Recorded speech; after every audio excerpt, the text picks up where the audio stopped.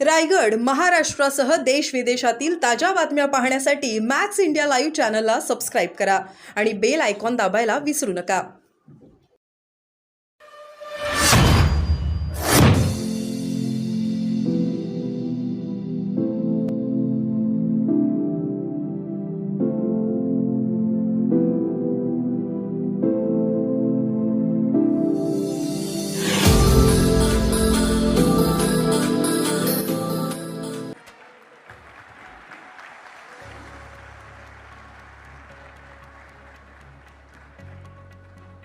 नमस्कार.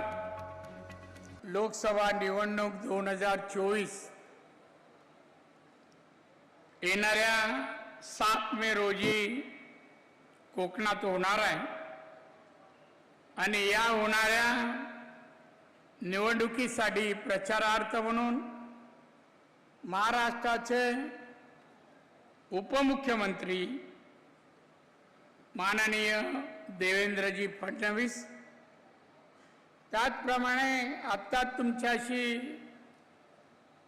जे हितगुज केलं ते माननीय रवींद्रजी चव्हाण, सार्वजनिक बांधकाम मंत्री, सन्माननीय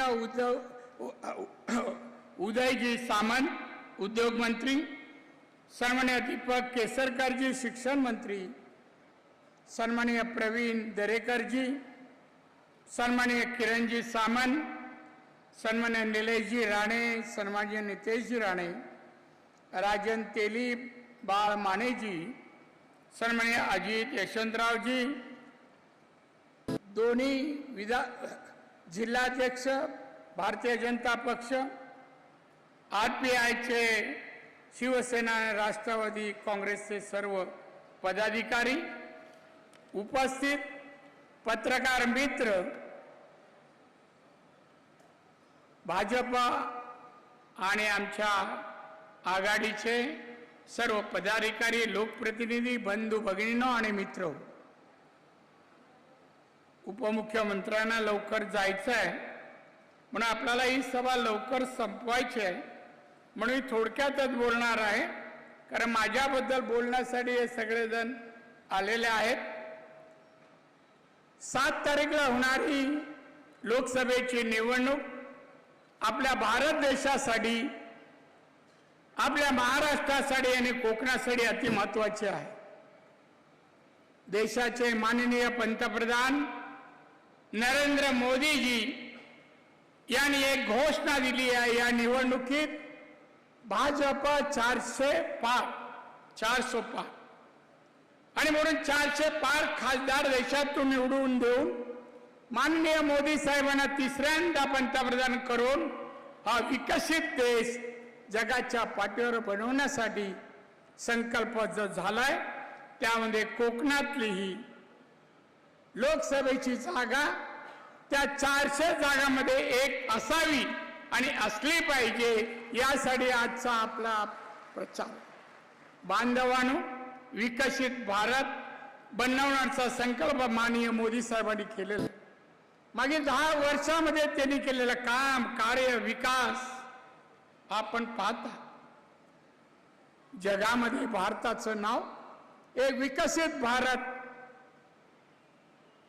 त्यांनी नावारूपाला आणण्याचा जो प्रयत्न केला, जगाच्या अर्थव्यवस्थेमध्ये भारत 2014ला 11 क्रमांकावर होता.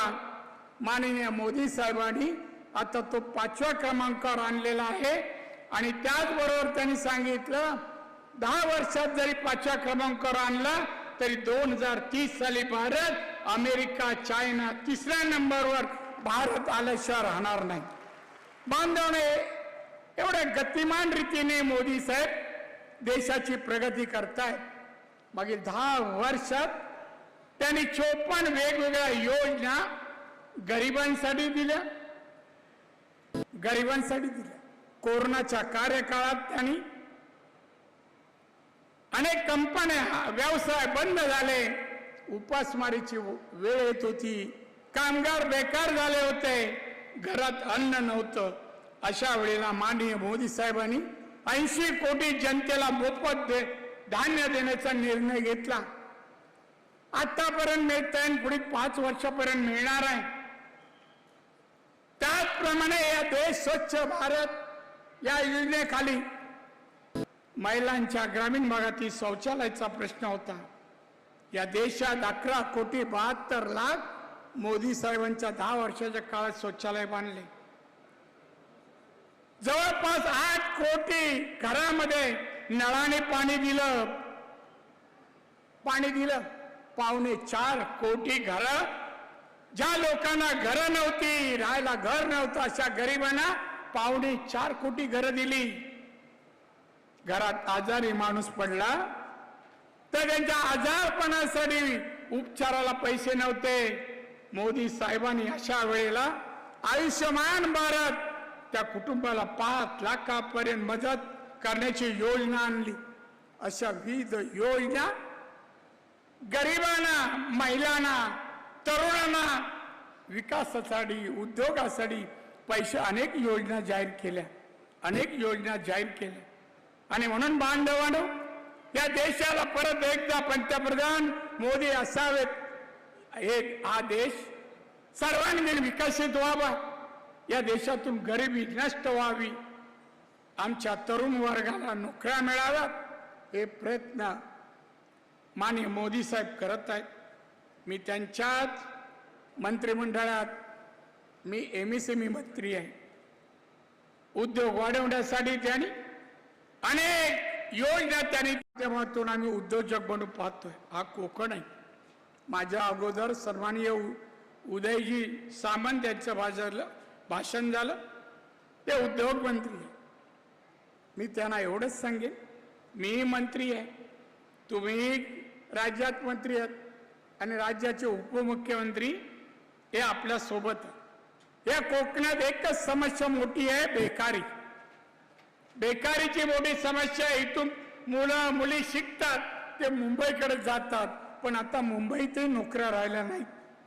हा सर्व विचार करता भविष्यामध्ये कोकणात उद्योगधंदे यावे, या ठिकाणच्या तरुण तरुणींना इथेच नोकऱ्या मिळाव्या, अशा माध्यमातून पुढे प्रयत्न व्हावेत. आणि मला जर तुम्ही सर्वांनी निवडून दिलं तर प्राधान्याचा प्रश्न उद्योजकांना नोकऱ्या मिळवून देणं आणि इथली आर्थिक स्थिती सुधारणं, दरडोई उत्पन्न वाढवणं हा माझा पहिला कार्यक्रम असेल. बंधू भगिनीनो, मातानो, आतापर्यंत लोकप्रतिनिधी म्हणून तुमचे आशीर्वादच मला मिळाला नाही. मी एवढी वर्ष गेली 40 वर्ष विविध पदावर आहे. या पदावर काम करताना माझं कुठेही असलो तरी लक्ष एकच, माझं कोकण समृद्ध करावं, सुखी समाधानी हा समाज करावा, हा माझा ध्यास आहे आणि मी त्यासाठी प्रामाणिक प्रयत्न करतोय.